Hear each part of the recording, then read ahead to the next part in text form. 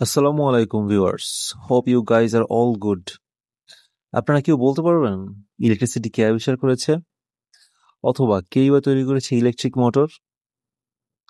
ওকে, প্যারা নিবেন না, আমি বলে দিচ্ছি ইলেকট্রিসিটি আবিষ্কার কে করেছে এবং ইলেকট্রিক মোটর কে তৈরি করেছে। 18 সালের দিকে আলেকজান্ডার ভোল্টা নামে একজন বিজ্ঞানী বৈদ্যুতিক ব্যাটারি তৈরি করেন। এরপরে অন্যান্য বিভিন্ন সময় বিভিন্ন বিজ্ঞানী বিদ্যুতের অনেক উন্নতি সাধন করেছেন। আর যদি বৈদ্যুতিক মোটর আবিষ্কারের নিয়ে কথা বলি, তাহলে প্রথমেই নাম আসে নিকোলা টেসলার।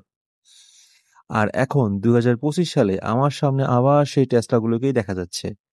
18 সালের টেসলা মানুষের জীবনকে সহজ করে দিলেও 2025 সালে এসে সেই নামি বেনামি টেসলাই মানুষের জীবনকে একেবারে বিপদগ্রস্ত করে তুলেছে। একজন বাইকার হিসেবে এসব টেসলার প্রতি আমার কোনো আক্ষেপ থাকতো না, যদি না এরা রাস্তায় প্রপার নিয়ম কানুন মেনে চলতো। এসব টেসলা যে সো কল ড্রাইভার, তারা নিজেদেরকে পাইলট মনে করে। তারা একে অপরকে ওভারটেক করে কে আগে যাত্রী নিতে পারবে সে বিষয়ে প্রতিযোগিতা করে। আর হঠাৎ করে এদের ডান বাম স্টিয়ারিং ঘোরাতেও কোনো জুরি নেই। আর সাডেন ইউটার্ন তো এদের একটা অতুলনীয় বিষয়।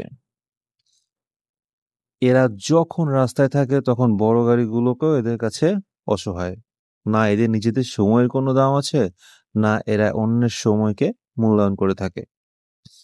এরা যখন মন চায় রাস্তায় বের হয়, 2-4টা খ্যাপ মেরে দিনের ভাড়া উঠে গেলে এদের পাইলটদের ডিউটি শেষ।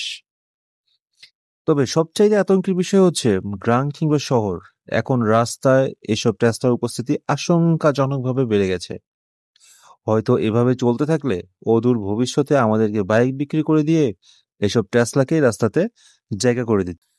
আচ্ছা, এখন আসছি অন্য একটা বিষয়ে, সেটা হচ্ছে এসব টেসলার শুধু খারাপ দিকটা দেখলেই হবে না, এই কিছু ভালো দিকও অবশ্যই আছে।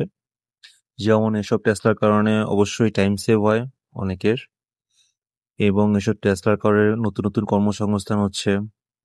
সব টেসলার কিছু রিপেয়ারিং শপ তৈরি হয়েছে এবং অ্যাক্সেসরিজ শপ তৈরি হচ্ছে। সো এটা আমাদের ইকোনমিতে বেশ ভূমিকা রাখে।